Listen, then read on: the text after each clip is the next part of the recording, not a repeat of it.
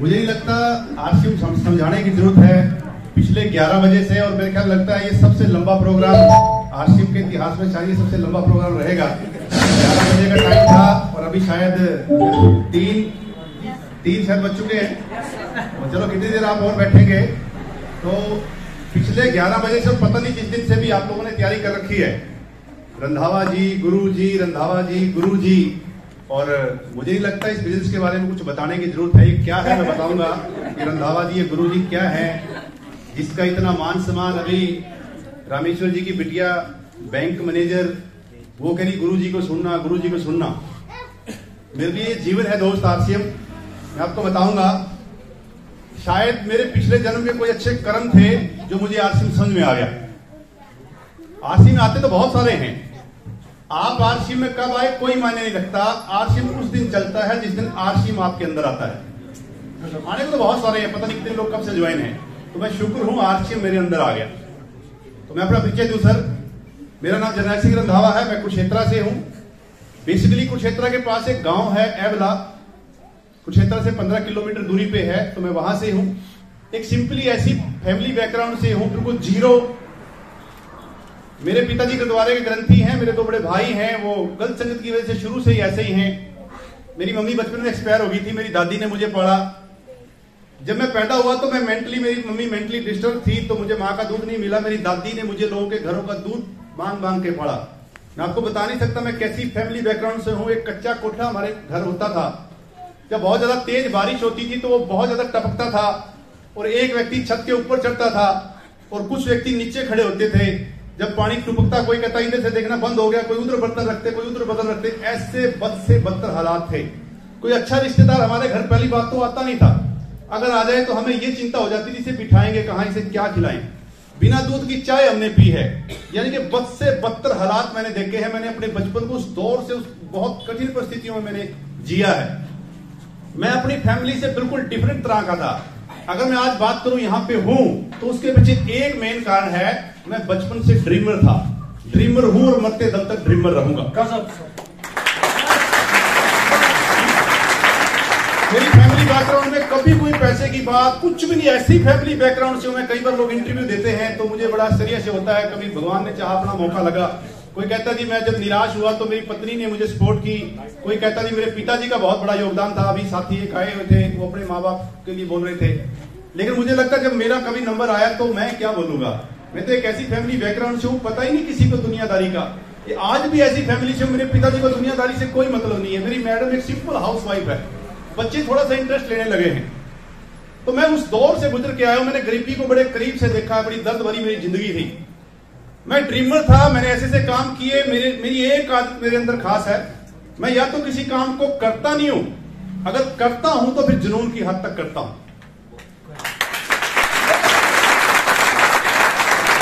एक बार एक एरिया में बारिश नहीं हो रही थी तो किसी ने कहा भी एक संत महात्मा है, मुनि जी हैं, वो जहां जाएं तो वहां बारिश जरूर होती है। तो उनको बुलाया गया। तो वो आए तो बहुत जोरदार बारिश हुई। तो कहने लगे जी आपके आने से बारिश कैसे हुई। वो कहने लगे मैं नाचता हूं और मैं तब तक नाचता हूं, जुनून की हद तक नाचता हूं जब तक परमात्मा बारिश न बरसा दे। हेलो तो दोस्त, अत्री जी बोलते हैं आधे अधूरे मन से किए गए काम से आधे रिजल्ट नहीं आते, जीरो आते हैं। लोग लगे तो हैं आरसीएम में। आरसीएम क्या, कोई भी अदरवाइज कोई भी काम कर लीजिए आप, अगर आप उस काम में अधूरे मन से लगे हुए हैं तो कभी भी बड़ी सफलता हासिल नहीं हो सकती। और वो दूसरा बोलते हैं जब आप किसी काम को पूरी श्रद्धा और पूरी ईमानदारी से करते हो, पूरी कायनात आपको सफल करने में आपकी मदद करती है। ये 100% सच्चाई है। उसका सीधा लगता सबूत मैं आपके सामने खड़ा। थोड़ा सा बताऊं, मेरी कैल पेंसिल की दुकान थी गांव में। एजुकेशन मेरी स्कूली एजुकेशन ज्यादा नहीं है। मैं 8वीं इंग्लिश फेल हूं और 8वीं तक भी मैं नकल मार के पास हुआ हूं। मैं एक ही चीज में माहिर हूं, शुरू से नकल मारने में माहिर हूं। स्कूल में इंग्लिश में नकल चली नहीं तो मैं इंग्लिश फेल हूं। और संस्कृत तो मेरे कभी पल्ले पड़ी नहीं। और संस्कृत का एक टीचर मेरे से बड़ा प्रेम करता था और वो कहता है इंग्लिश तेरे को खुश होने की जरूरत नहीं है, इंग्लिश का पेपर कंपलसरी होता है, इंग्लिश फेल का मतलब तू फेल है। बोले ये मत कहा कर तू इंग्लिश पास है। तो मतलब ऐसे दौर से मैं गुजरा। तो आज जो गुरुजी स्कूल की मैं बात बताऊं तो मैं अपने स्कूल का सबसे नालायक बच्चा था। मेरे टीचर ने मेरे पिताजी को यह बोल दिया था, सरदार जी हम लिख के देते हैं, ये सारी जिंदगी कामयाब नहीं हो सकता, आप अपना पैसा बर्बाद कर रहे हो, इसको यहां से ले जाओ। क्या मेरा इंटरव्यू लिया, मैं किस तरह का व्यक्ति था, ये गुरुजी रंधावा जी, मुझे कुछ नहीं पता दोस्त, मुझे बाहरी दुनियादारी का कुछ नहीं पता, बस मुझे आरसीएम की 1% नॉलेज है जो मैं आपके साथ साझा करने आया हूं। मेरे टीचर ने एक बार इंटरव्यू लिया, क्लास में हम 70-80 बच्चे थे, उन्होंने कहा सभी अपना अपना नाम लिखें। देखिए जो आपके सामने खड़ा है कितना इंटेलिजेंट गुरुजी है जिसे आप सुनने आए हो, उसने कहा अपना अपना नाम लिखें। तो मैं अपना नाम कैसे लिखता था, मात्र है क्या सर? देखिए इंटेलिजेंट व्यक्ति जिससे आप सीखने आए हो, गुरुजी, मैं अपना नाम शुरू से ऐसे लिखता था सर, और ये सही भी था, मैं बचपन से लिखता था जरनैल सिंह। यही है सर जरनैल सिंह? सही लिखा सर? आप ही कंफ्यूज हो गए, सही लिखा? देखिए कई बार चीज सही होती है लेकिन जब डर होता है ना दिमाग का, वो उसको गलत साबित कर देता है। ये सही है और आप भी जवाब ऐसे दे रहे हो जैसे डाउट में पड़ गए आप ही। तो उसने कहा जी अपना अपना नाम लिखो। हम 70-80 बच्चे स्कूल के थे। अब मैं डाउट में पड़ गया क्योंकि वो इंग्लिश का टीचर था, कुरुक्षेत्र से जयप्रकाश शर्मा जी हैं। अब शर्मा जी ज्यादा अकलमंद होते हैं, माफ करना अगर कोई शर्मा जी हो तो। अब मैं डाउट में हो गया, वो बेइज्जती मारते कम थे, बेइज्जती ज्यादा करते थे, और आदमी को मार से इतनी डर नहीं लगता जितना बेइज्जती से लगता है। और मैं बचपन से स्वाभिमानी आदमी हूं, मुझे अपनी गुडविल बड़ी प्यारी है, तो मैं नाम लिखता और मैं कंफ्यूज हो गया। मैंने कहा कहीं गलत तो ना हो, कभी मैं इसको मुटो दूं। मैंने कहा यार कभी ये गलत, मैं कितने सालों से लिख रहा था जरनैल सिंह, और मैं बेइज्जती के डर से मैं ही कंफ्यूज हो गया। मैंने कहा अब ठीक है क्या, मैं कभी फिर मात्रा डाल दूं, कभी लिख दूं, कभी डाल दूं। आखिरकार मैंने डिसाइड किया यही सही है। अब ये बन गया जर्नल। क्या बन गया? अब 70-80 बच्चों में से उस टीचर ने मुझे उठाया, कहने लगे ये जर्नल डायर कौन है भाई? अब 70-80 बच्चों में मुझे गुडविल बड़ी प्यारी थी, मैं बड़ा शर्मिंदा सा होकर उठा। बोले तू है जर्नल डायर? तेरे को पता जर्नल डायर कौन था? मैंने नहीं कहा। बोले बहुत बड़ा अंग्रेज था वो। बोले तेरे को अंग्रेजी आती है? बैठ जा खड़े ऐसे। ऐसा व्यक्ति जो क्लास में सबसे नालायक बच्चा था। मैं आपको बताना चाहता हूं दोस्त, आरसीएम क्या है, आरसीएम की पावर देखिए। मेरे लिए आरसीएम एक बिजनेस नहीं है, मेरे लिए आरसीएम जीवन है। तो एक बार चाहूंगा आरसीएम के लिए जोर देता हूं।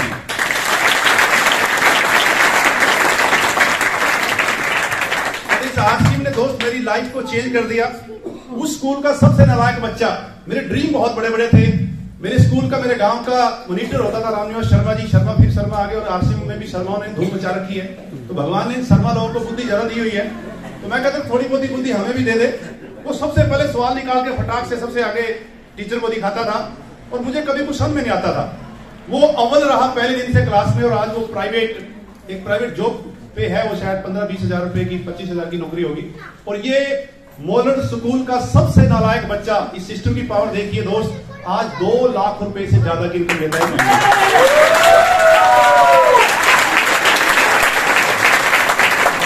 पैसा कोई मायने नहीं रखता, पैसा, बहुत सारे साथियों ने बताया पैसा कोई मायने नहीं रखता। पैसा तो हो सकता है कोई 2 नंबर से, पता नहीं कोई कहां से एक दिन का भी 2 लाख रुपए कमाता होगा, लेकिन पैसे के अलावा जो दिल से जो रिकॉर्ड, जो मान सम्मान, पिछले 11 बजे से गुरुजी रंधावा जी, तो मैं भी सोचता हूं कई बार तो मुझे भी सपना लगता है। मैं आपको बताऊं, मुझे भूलने की आदत, मैं भूल जाता हूं। आज मैं कुरुक्षेत्र के सेक्टर 3 में 2.5-3 करोड़ के घर में रहता हूं, तो मैं छत पर खड़ा होता हूं, नीचे अपनी 15 लाख रुपए की गाड़ी को देखता हूं, तो मुझे भी कई बार सपना सा लगता है मैं ही हूं क्या? नहीं, ईमानदारी से बता रहा हूं, मैं कई बार गाड़ी में बैठता हूं तो मैं फील करता हूं मैं ही हूं क्या? मैं बताऊंगा आपको मैं किस दौर से गुजरा हूं। गांव में टायर पंचरों की दुकान थी, इतनी बदतर हालात थे हमारे, 2-2, 4-4 रुपए हवा के, 1-2 रुपए। आज तो घर पंचरों की ठीक ठाक इनकम लेते हैं, उस वक्त नहीं थी। उस वक्त 2-5 रुपए 10 रुपए पंचर के लेते थे। एक व्यक्ति बाइक का टायर गंद में धसा हुआ आता था, सरदार जी पंचर लगाना, बड़ा टायर की तरफ देखे और अपनी तरफ देखे, फिर पंचर लगाना पड़ता था। 2-2, 4-4 रुपए हवा के इकट्ठे करते थे। सारा दिन काला पीड़ा ग्रीस विरीस रहना, इतनी बद से बदतर हालात थे। लेकिन मेरे ड्रीमर में बहुत बड़ा था। मैं टायर पंचर लगाते वक्त भी बिल्कुल ठीक ठाक रहता था, पैंट शर्ट पा के डाल के रहता था। मेरे पिताजी इस बात से चिढ़ते थे क्योंकि उन्होंने 2-2, 4-4 रुपए 10-15 गुरुद्वारे में इकट्ठी की, बड़ा दर्द था उनके अंदर। तो वो कहता तू साहब लग रहा है क्या, तू अफसर लग रहा है क्या? तो बोले तू पंचर लगाता, पंचर लगाने वाले ऐसे रहते हैं क्या? तो मैं बड़े प्यार से बोलता था फिर कैसे रहते हैं, क्योंकि आपने देखा होगा पंचर लगाने वाले कुर्ता पजामा में तो दूर से पता लग जाता है मिस्त्री है, पता लग जाता है ना। आप कहीं भी शहर बाजार में जाओगे ना, दूर से पता लग जाएगा ये मिस्त्री है, लेकिन मुझे कोई नहीं पहचान सकता था मैं मिस्त्री हूं। क्योंकि मुझे pant shirt tip top greasing करनी, उसके बाद मैं साबुन से हाथ धो लेता था, फिर टिप टॉप हो जाता था। पिताजी फिर गुस्सा होते थे, बोले थोड़ी देर में फिर कोई आएगा, फिर ग्रीसिंग करेगा, फिर काले हाथ होंगे, मैं फिर धो लूंगा। तो बोले पागल है क्या? मैंने कहा पटा कुर्ता पजामा डाल के पेंचर लगाऊंगा, पेंचर ज्यादा लगेगा क्या? तो दोस्त उस वक्त मुझे नहीं पता था आकर्षण का नियम क्या काम करता है, साइंस कैसे काम करती है। मैं तो स्कूल का एक नालायक सा बच्चा था। मुझे इस सिस्टम में आने के बाद पता लगा दोस्त, मैथ के लेक्चरर श्री चंद अत्री जी के संपर्क में मुझे रहने का बहुत मौका मिला। एक बार चाहूंगा उनके लिए जोरदार तालियां। आदरणीय गुरुदेव बलवान दीक्षित जी, जिनकी वजह से आप जैसे हीरे मुझे मिले, एक बार चाहूंगा दिल से उनके लिए जोरदार। मुझे नहीं पता था, मुझे यहां आने के बाद पता लगा साइंस काम करती है, ब्रह्मांड कैसे काम करता है। आज जो व्यक्ति अमीर है वो अपनी सोच की वजह से है, जो गरीब है वो भी अपनी सोच की वजह से। मैं बचपन से मेरे विचार अमीरों जैसे थे। मैं बेशक गरीब परिवार में मैं पैदा हुआ, लेकिन मैं सोच से अमीर गरीब नहीं था। आज दिक्कत क्या है, आज 80% लोग गरीब क्यों हैं और 20% लोग अमीर क्यों हैं? हम रोना देते हैं भगवान को, किस्मत खराब है। हम कहते हैं जो अमीर है वो तो और अमीर हो रहे हैं, जो गरीब है और गरीब हो रहे हैं, ऐसे बोलते हैं ना। क्या इसमें भगवान का कसूर है? अच्छा, एक इंसान के 2 बच्चे हैं, गोरा है काला है, ईमानदारी से बताइए क्या ऐसा है आप गोरे से ज्यादा प्यार करते हो, काले से कम करते हो? हर माँ बाप अपने बच्चों से बराबर प्यार करता है। तो ऐसे भगवान के बनाए हुए 2 बच्चे अमीर और गरीब, आपको क्या लगता है भगवान अमीरों से ज्यादा प्यार करता है या गरीबों से कम करता है? नो, भगवान तो बराबर करता है। लेकिन ये सोच का खेल क्या है, ये गरीब सारा दिन दाल रोटी के लिए सोचता है। किसके लिए? और इस ब्रह्मांड में हर तरह के विचार मौजूद हैं, अमीरी वाले भी और गरीबी वाले भी। आप अपने आसपास चाचे ताए किसी बुजुर्ग को देखना, वो सुबह धूप बत्ती लगाएगा और परमात्मा से क्या मांगेगा? हे परमात्मा दाल रोटी दे दे। क्या मांगता है? और आप पिछले कई सालों से देख रहे हो क्या मिलता है भाई? जब ब्रह्मांड से मांगी दाल रोटी तो मिलेगा क्या? क्या ब्रह्मांड में शाही पनीर की कमी है? और शाही पनीर मांगते क्यों नहीं है? क्योंकि शाही पनीर के लिए तो सोच ही शाही पनीर वाली है ही नहीं है। जैसे मेरी दादी मेरे को बोलती थी, बेटे रुखी मिस्सी खा के ठंडा पानी पी, ना देख पराई चोपड़ी ना ललचावा जी। मैं इतना ड्रीमर था, मेरे घर वाले डरते थे, रिश्तेदार गांव वाले बोलते थे सरदार जी ये पक्का कुछ कांड करेगा, आपके घर के हालात इतने अच्छे नहीं है, ये ड्रीमर इतने हेलीकॉप्टर हवाई। मैं कभी छोटी बात करता ही नहीं था। तो मेरी दादी बोलती बड़े प्यार से, बेटे किसी के महल को देख के अपनी झोपड़ी में आग नहीं लगानी चाहिए। लेकिन मुझे उनके विचारों से, उनकी सोच से कोई फर्क नहीं पड़ा। मैं बचपन से ड्रीमर था। मैंने कई साल टायर पंचरों की दुकान रखी, मैं टायर पंचरों से कामयाब नहीं हुआ। फिर मैंने भैंसों की डेयरी कर ली, कई साल मैंने भैंसों की डेयरी रखी। मैंने दूध साइकिल पे गांव से लेता था, दूध शहर में बेचा, ट्रकों पे मैं कई साल रहा, फैक्ट्री। मैंने इतने ऐसे काम कर रखे, अगर मैं गिनाऊं तो शायद ही दुनिया का कोई ऐसा काम बचा होगा जो मैंने नहीं किया। मैं घर से पंजाब में खूम फैक्ट्री है लालड़ू के पास, खूम गोबर में होती है। तो यहाँ काम नहीं बना तो मैं पंजाब में चला गया फैक्ट्री में। मैंने कहा सर काम चाहिए। बाहर फैक्ट्री का सरदार जी सुपरवाइजर था। मैंने कहा सर काम चाहिए। बोले हाँ काम मिल जाएगा। बोले काम ही काम है, ये देखो वो कम से कम 100 किलो में गोबर पड़ा था। बोले कसी पड़ी है। बोले लग जा काम ही काम है। मैंने कहा मैं कल आऊंगा। बोले कल क्यों? उसको क्या पता था। मैंने आके अपनी बुआ को कहा, मैं कहा मुझे काम मिल गया। बुआ भी खुश होगी, कोई अच्छा काम मिल गया होगा। तो घर से मैं टिप टॉप रेडी होके आता और एक ड्रेस स्पेशल मैंने रख ली, वहां मैं ड्रेस चेंज करता और सारा दिन गोबर में रहता। खूब गोबर में होती है, आप गोबर को बार बार आपको काटना पड़ता है, चाहे बारिश आए तूफान आए, आपको गोबर के अंदर ही रहना है। तो दोस्त ऐसे मैंने काम किए हैं। वो गोबर को जब आप बार काट के सूख जाता है गोबर, फिर उसको झरनों में झाड़ के कट्टों में बांधते हैं, फिर उसको चैम्बर में गरम उबलता है वो, और फिर उसको निकालना पड़ता है उस हाल में से। अब जब गरम कट्टा सिर पे रखा जाता है और वो गोबर कान में मुंह में कहां डलता है, मैं आपको बता नहीं सकता। मतलब ऐसे घटिया काम किए हुए हैं। लोग कहते हैं रंधावा जी आप कभी आरसी में नेगेटिव क्यों नहीं होते? तो मैं जब पीछे मुड़ के देखता हूं तो मुझे वो दर्द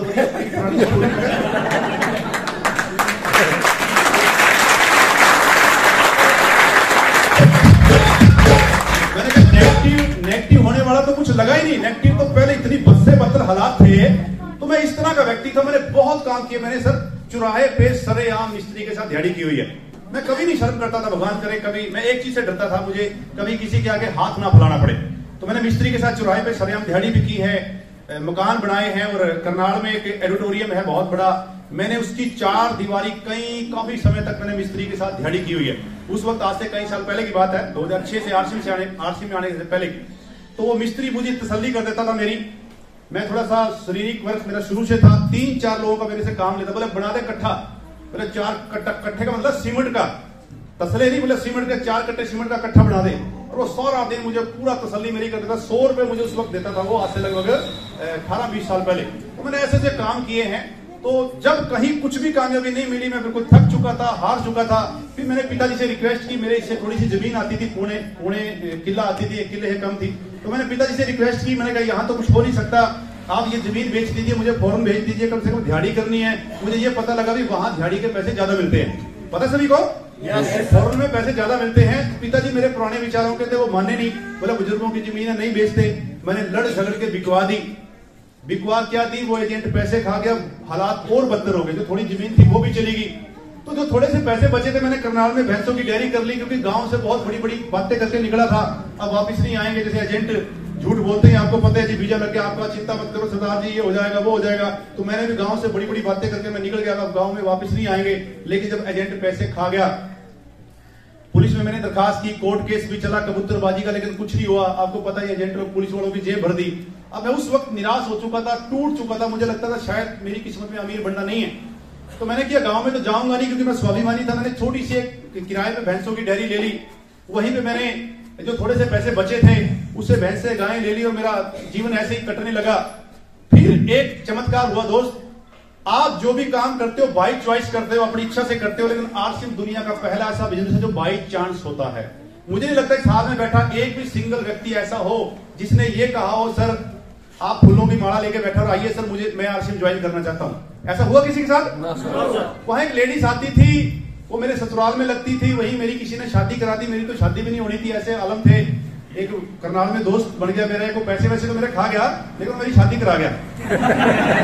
शुक्र है उसका भी, नहीं तो शादी कहाँ होनी थी। पर तो है नहीं कुछ, हम तो गांव के सबसे कुछ था ही नहीं, जमीन जायदाद नहीं थी, कुछ नहीं थी। और शादी वाले तो बहुत कुछ पूछते हैं, लेकिन उसने झूठ सच बोल के बेचारे ने शादी करा दी। वो शहर वाले तो उनको पता नहीं था हमारे हालात का, तो शादी होगी, ये भी शुक्र है उस आदमी का। पैसे तो मेरे बहुत खा गया वो। तो मैंने भैंसों की डेयरी कर ली। करनाल में एक लेडीज आती थी और वो आरसीएम का प्लान देने लगती, और मैं इतना परेशान निकल में बनैन में, और मैं अपनी मैडम को बोलता इसको कहना यार चली जाएगी, ये दिमाग खाएगी, मेरा पहला मोटा दिमाग। और वो आते ही बोलती, बेटे तने कुछ नहीं करना, बस तू मेंबर बन जा, और 2 मेंबर और बनाने हैं, जैसे आपको बोला होगा। मैंने कहा आंटी मैं अपने स्कूल का सबसे डिफाल्टर नंबर 1, कभी मेरे स्कूल की पढ़ाई मेरे दिमाग में नहीं गई, कौन मेरे कहने से आरसीएम करेगा। लेकिन वो फिर जिद्दी बड़ी थी, वो फिर आती। तो मैं उसको टालने के लिए बोल दिया, मैं काम करो, मुझे कोई प्रोग्राम दिखाओ अपना। जैसे हम टालने के लिए बोल देते हैं ना, तो मुझे पानीपत के प्रोग्राम में लेगी। जैसे आप लोग आज आए हो, तो मुझे पानीपत के प्रोग्राम में लेगी। और प्रोग्राम क्या था सर, मैं लकी था। वो प्रोग्राम था बीसी छाबड़ा जी का। एक बार सामने के लिए जोड़ा था।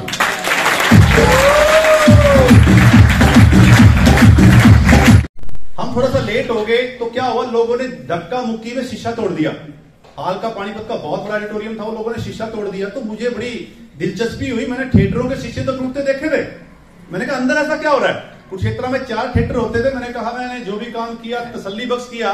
4 थिएटर होते थे, मैं एक दिन में 4 पिक्चरें देख लेता था। आप समझ सकते हो किस तरह का प्राणी था जो आपके सामने खड़ा है, गुरु जी। मैं क्या करता, उस थिएटर से निकल गया, उस थिएटर में, उस थिएटर से निकल गया, उस थिएटर में, फटाक गति से एक दिन में 4 पिक्चर देख लेता था।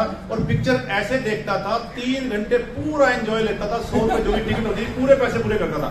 हीरो की जगह अपने आप को देखता था, और हीरोइन के सपने लेता था। बाद में हालांकि झटका लगता था 3 घंटे के बाद, क्योंकि मैं ड्रीमर था बचपन से। तो अब हालात तो ऐसे थे नहीं, शादी वैसे तो नहीं होनी, मैं कम से कम सपने में ही कर लें। तो मैं इस तरह से पिक्चर देखता था। तो इस तरह का मैं कार्टून टाइप का आदमी था, यानी कि जो भी मैंने काम किया तसल्ली बख्श किया। तो जब हम गए तो थिएटरों के शीशे टूटे, तो मैंने कहा अंदर ऐसा क्या हो रहा है। हम थोड़ा लेट हो गए, तो जो लेके गई थी आंटी वो कहने लगी बड़ी मुश्किल से तो लेके आए हैं, अब ये वापस जाएगा। हुआ उल्टा। मैंने कहा आंटी मैं देख के जाऊंगा। तो आंटी कहने लगी अब मैं भूल गया पीछे भैंसों की डेयरी, मुझे भूलने की आदत है। क्या तो मैं जान ही रहा था, और मैं ऐसा गया, मैं उस हाल के अंदर ही रह गया। मैं भूल गया तेरी पीछे भैंसे वैसे भी बनी है, डेयरी भी है। तो 3 घंटे हमने फिर वेट किया। 3 घंटे के बाद दोबारा से फिर उतना हाल फिर भर गया। मुझे समझ में कुछ नहीं आया। जैसे कोई नए साथी हैं कि पहली बार आए हैं? नए हैं कोई? वेरी गुड, बहुत सारे नए हैं। तो जैसे बताया जाता जी 5,000 किसने कमा लिए, 10,000 किसने कमा लिए। 1-2 बार में कुछ भी समझ में नहीं आता। तो वो मैं भी था उसी हाल में, 5,000 किसने कमाए, 10,000, 1 लाख। तो बहुत सारे लोगों ने हाथ खड़ा किया। मैंने दाएं बाएं देखा। मैंने सिर्फ एक ही डिसीजन लिया, जब यार ये कर सकते हैं तो मैं क्यों नहीं कर सकता।